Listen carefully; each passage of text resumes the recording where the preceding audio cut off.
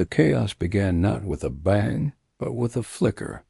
It was the 347th day of the human's incarceration. A red alert flashed on my central command console. System-wide malfunction. I raced to the observation deck. The scene below was one of ordered madness. The chaos began not with a bang, but with a flicker. It was the 347th day of the human's incarceration. A red alert flashed on my central command console. System-wide malfunction. I raced to the observation deck.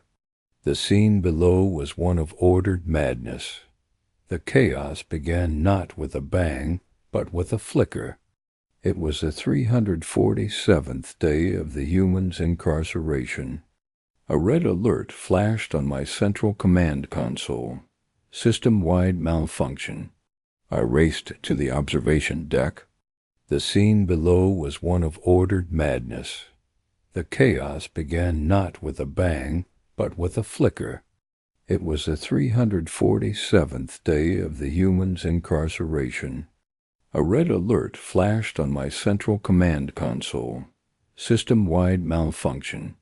I raced to the observation deck. The scene below was one of ordered madness. The chaos began not with a bang, but with a flicker. It was the 347th day of the human's incarceration. A red alert flashed on my central command console. System-wide malfunction. I raced to the observation deck. The scene below was one of ordered madness. For 1,000 cycles, the Chithar correctional sphere was the model of galactic penology. We don't use bars or armed guards. We don't use violence. We use biology. The sphere is a monument to control, a testament to the idea that any species, no matter how ferocious, can be pacified. Our system is flawless. It analyzes the core biological drivers of every inmate: aggression, territoriality, the will to escape, and it crafts a unique psych dampener just for them. This agent, delivered through the very air they breathe, renders any species compliant. Their aggression and desire for freedom simply fade. It's a perfect, humane, and inescapable system. And then we got the human. From the moment prisoner 849C arrived, he was an anomaly. The species was designated human. Physically, it wasn't much to look at. A soft-shelled biped with no natural armor, no claws, and no obvious venom sacs. Its biology was laughably simple compared to the complex physiology of a Cathar, or the silicon-based life forms in the lower rings. My staff and I classified it as a low-risk subject. The initial scan confirmed our assessment: a primitive neurology, prone to emotional outbursts, but fundamentally fragile. Administering the psych dampener was going to be a formality. My name is High Proctor Kalen. And for 500 cycles I was the master of this perfect system. The arrival of one human wasn't just an anomaly. It was the beginning of the end. He wasn't just another prisoner. He was a quiet, unassuming plague that would expose a galactic-level lie, and in doing so, dismantle our entire world from the inside out. They threw a human into a prison designed to break the toughest species in the cosmos, thinking he would be easy prey. That was their first mistake. We administered the standard protocol. The air and cell block gamma hissed as the tailored agent, designed to pacify the human-specific neural pathways, was released. We waited for the expected result: a placid state, a lack of resistance, the gentle fading of the individual into the collective peace of the sphere. But nothing happened. Prisoner 849C, who the guards had taken to calling Alex, just sat on his cot and looked at the walls. He didn't rage. He didn't panic. He just observed. My science division was perplexed. They recalibrated the psych dampener, upping the dosage. Again, nothing. We ran diagnostics on the human's biology. The readings were nonsense. His neural activity was chaotic, a constant storm of illogical signals that our system couldn't map. It was like trying to chart a river that changed its course every second. The dampener, designed for predictable biological systems, had no effect on him. For the first time in centuries, a prisoner within the sphere was fully, dangerously awake. While the other inmates, hulking Galaxy warriors and telepathic Xylos symbiotes, shuffled through their days in a docile haze, the human began a routine. At first, we dismissed his actions as primitive stress responses. He started running in circles within his cell until his soft skin leaked saline fluid. We logged it as erratic pacing. He would press his own limbs against the floor and ceiling in a series of strenuous, repetitive motions. We logged this as spasmodic behavior. We didn't understand. He wasn't breaking down. He was preparing.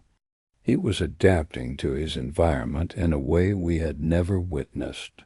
The other prisoners were pacified by our technology. The human was simply sharpening himself against it. He was listening to the rhythm of the prison, the hum of the recyclers, the timed hiss of the nutrient dispensers. He was building a map of our world in his head, and we were too arrogant to see it.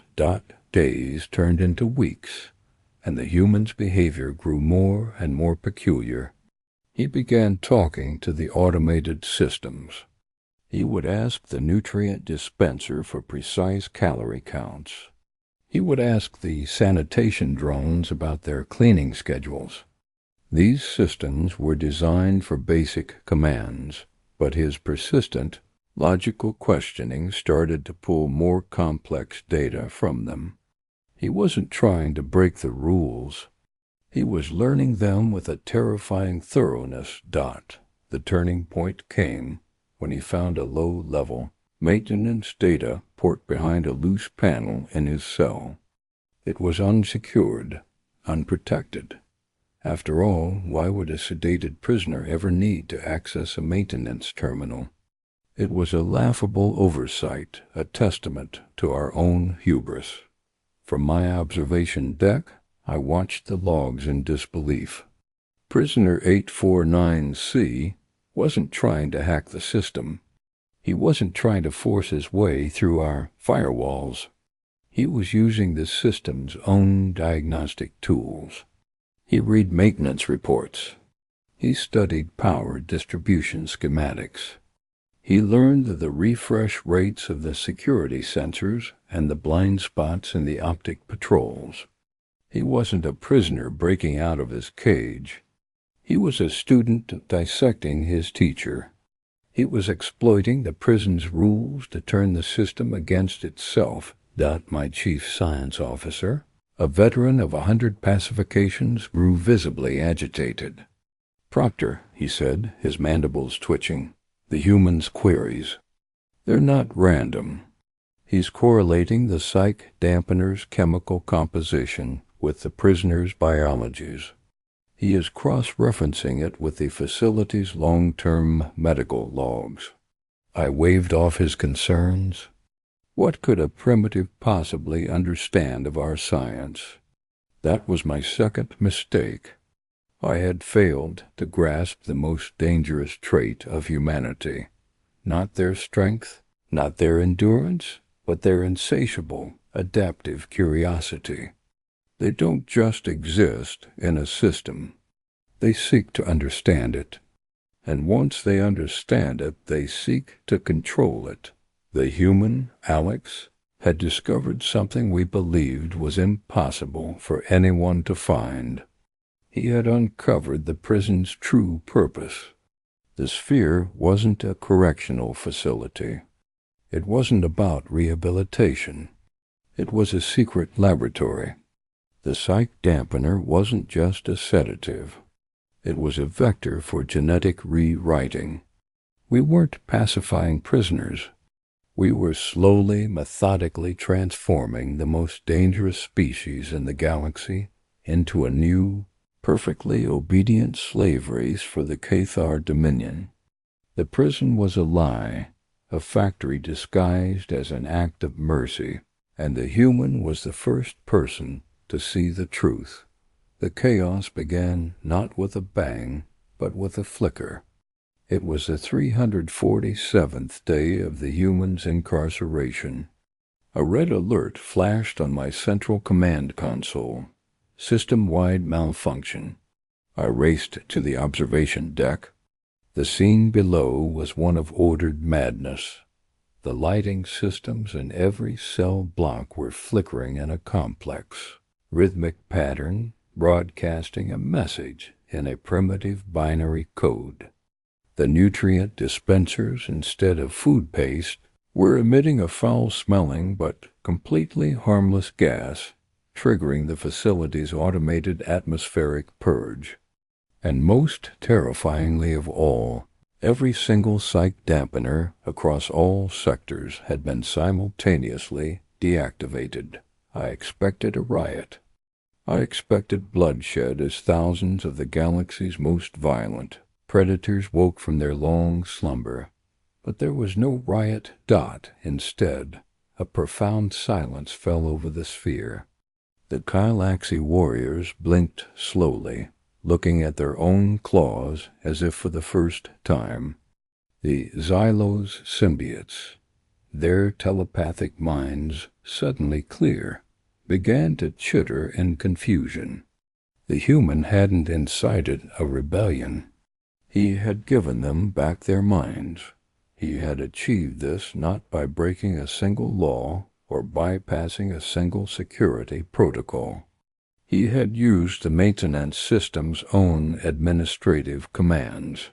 He had found a buried function, a system-wide diagnostic and emergency reboot, intended for use only in the case of catastrophic failure. The protocol's primary function was to flush all active chemical agents from the environment to establish a clean baseline. He didn't break the system. He simply told it to follow its own emergency rules. A hologram of me shimmered to life in the human cell. "What have you done?" I demanded, my voice for the first time in my life trembling with something other than authority. Alex looked up at my image. There was no anger in his eyes, only a chilling, quiet resolve. "Your prison isn't a prison," he said, his voice calm. "It's a weapons factory, and you're the test subjects." Then he looked past my hologram, directly at the primary recording lens in his cell. "And now," he continued, "everyone knows."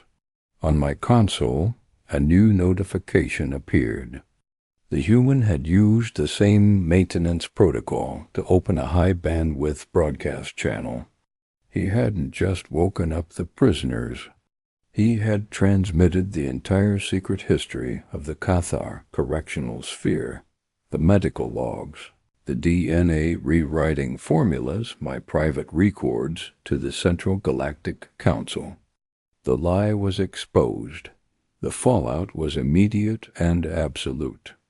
The Cathar Dominion was thrown into chaos, its authority shattered. The sphere was put under galactic quarantine, not as a prison, but as a crime scene. My life's work, my perfect system, was dismantled piece by piece by investigators who now saw it for the monstrosity it was. I was stripped of my title and now await my own trial. My mistake was the same mistake my entire species made. We saw a simple, fragile creature and assumed it was weak. We built a prison of biology and chemistry, designed to break the body and the will. We never once considered that we should have built it to contain a mind. The human became our worst nightmare, not because he was the strongest or the most violent. He became our nightmare because he adapted, he learned, and he uncovered the truth. We threw him into the darkness, and instead of being consumed by it, he simply learned how to turn on the lights for the entire galaxy to see. Humanity's greatest weapon was never its fists. It was its terrifying, relentless ability to understand if you enjoy stories where humanity's hidden strengths are put to the ultimate test. Make sure to subscribe and hit the notification bell for more. We delve into new tales of science fiction and human ingenuity every week. Let us know in the comments what you think is humanity's most underestimated trait.